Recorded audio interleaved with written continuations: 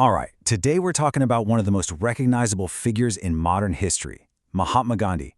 But we're going deeper than the icon. We're going to get into the complex legacy of a man who challenged a global empire, but also faced a powerful challenge to his own vision for a new India. So, how does someone even become a worldwide symbol for nonviolent struggle? I mean, was Gandhi just born a Mahatma, a great soul, or was he shaped by things like personal humiliation and intellectual discovery? Well, the answer really begins with a journey that took him across 3 different continents. So let's do a quick flyby of his early years. He's born in India, heads to London to study law, and then takes what he thinks is just a short 1-year legal gig in South Africa. Well, that 1 year turned into over 20 years, and by the time he finally got back to India, he was a completely different person. And here's a pretty wild irony for you. When he was a shy young student in London, Gandhi was really trying to become more English. But it was actually through reading the books of Western thinkers that he truly reconnected with his own Eastern heritage. It's kind of like he had to leave home to really see it clearly for the first time. And he wasn't just reading random stuff. Thinkers like Ruskin and Maine gave him this whole new appreciation for simple, community-focused life. The writer Leo Tolstoy's ideas on non-resistance to evil, that hit him hard. And, get this, it was actually 2 friends in London who were into theosophy who asked him to help them read the Bhagavad Gita, a sacred Hindu text that he had never really studied before. So, in a way, the West gave him the keys to unlock the East. But look, all these ideas are just theories, right? They're just words in a book. Theory needs a catalyst to become action. And for Gandhi, that catalyst hit him like a lightning bolt on a cold night in 1893.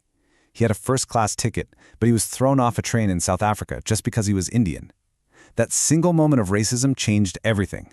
It turned his philosophical ideas into a burning, personal mission. Okay, so now he has the mission, but a mission needs a method, a playbook. And right there, in response to the racial injustice he saw in South Africa, Gandhi developed a philosophy of action that would literally change the course of history. Let's be really clear about this. This is not passive resistance. Satyagraha, or truth force, isn't about being weak. Gandhi saw it as the ultimate weapon of the morally strong. It's an active, fearless kind of defiance. And the goal isn't to beat your opponent, but to change their heart by showing you're willing to suffer for the truth. So, the big question, did it work? Well, just look at this number, 40,000. When Gandhi and other activists called for people to resist discriminatory laws, 40,000 Indian mine and plantation workers just walked off the job. It was this massive, spontaneous general strike. Nobody had ever seen satyagraha on a scale like this before. And the price they paid was huge. The government cracked down hard. People were thrown in jail, they were beaten, they lost everything they owned. But they didn't fight back with violence. Their incredible resilience, their truth force, created this moral crisis that the government just couldn't ignore anymore. In the end, they had no choice but to come to the negotiating table. So Gandhi returns to India as a hero, right? He's armed with this powerful new philosophy. But his biggest intellectual and moral challenge wasn't going to come from the British Empire. Nope. It came from another brilliant Indian lawyer, a man who had a radically different vision of what justice really meant. You see, while Gandhi wanted to reform the system from within, for millions of Dalits, then called untouchables, who faced this unimaginable humiliation every single day, just tweaking the system felt like an insult. They didn't want a nicer cage, they wanted to smash the cage to pieces. And this, right here, is the absolute core of their disagreement. Gandhi saw untouchability as a horrible sin that had corrupted Hinduism and needed to be purged. But he still believed in the basic social framework of Varna. Dr. B.R. Ambedkar, who had lived the life of an untouchable, saw it completely differently. For him, the problem wasn't a corruption of the system. The problem was the system itself. This quote really just perfectly explains Gandhi's whole approach. His focus was deeply spiritual, deeply moral. He was trying to purify the hearts and minds of caste Hindus to save them from the very idea of the sin. He was aiming for an internal, personal revolution. Ambedkar's approach, on the other hand, was all about the structure. He wasn't interested in waiting for hearts and minds to change one by one. He demanded a political and social revolution that would tear down the entire architecture of oppression, an architecture he believed was built right into the religious texts. And you can see this fundamental disagreement play out on almost every major issue. When it came to social reform, it was moral persuasion versus radical legal change. For democracy, it was self-ruling villages versus a strong central government that could protect minorities. And on religion itself, Gandhi wanted to fix Hinduism, while Ambedkar ultimately left it behind entirely, converting to Buddhism, a faith he felt was free of caste. This whole clash came to a really dramatic head in 1932. The British offered Dalits what was called a separate electorate, which meant they could vote for their own leaders, independent of the Hindu majority. Ambedkar was all for it. It was a path to real political power. But Gandhi saw it as something that would tear Hindu society apart forever, and he began a fast unto death to stop it.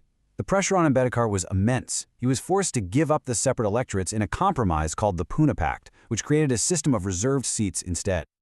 So we have these two absolute giants on two very, very different paths. But here's the thing that often gets missed in the noise of their debate. They were both trying to get to the exact same place. I mean, they clashed intensely over how to do it, but they were 100% united on why. Both Gandhi and Ambedkar were deeply and passionately committed to lifting up the most oppressed people and building a nation that was free of injustice. And they had more in common than you might think. Both were pretty harsh critics of out-of-control materialism. Both believed education was the key to freedom. And honestly, it's just impossible to imagine modern India without the monumental contributions of both of them. And Gandhi's influence, of course, went far beyond India. I mean, listen to Nelson Mandela himself. The philosophy of nonviolent resistance that was born in South Africa came full circle, helping to inspire the very movement that finally brought down apartheid years later. And Ambedkar's legacy? It's just as powerful, literally written into the law of the land.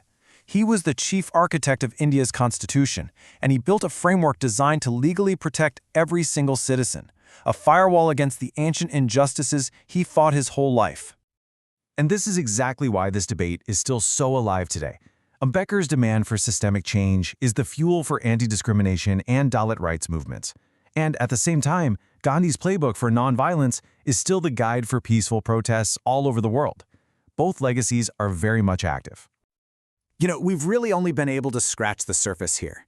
The lives and ideas of both of these men have filled thousands of books, sparked endless debates, and scholars are still uncovering new layers to this very day.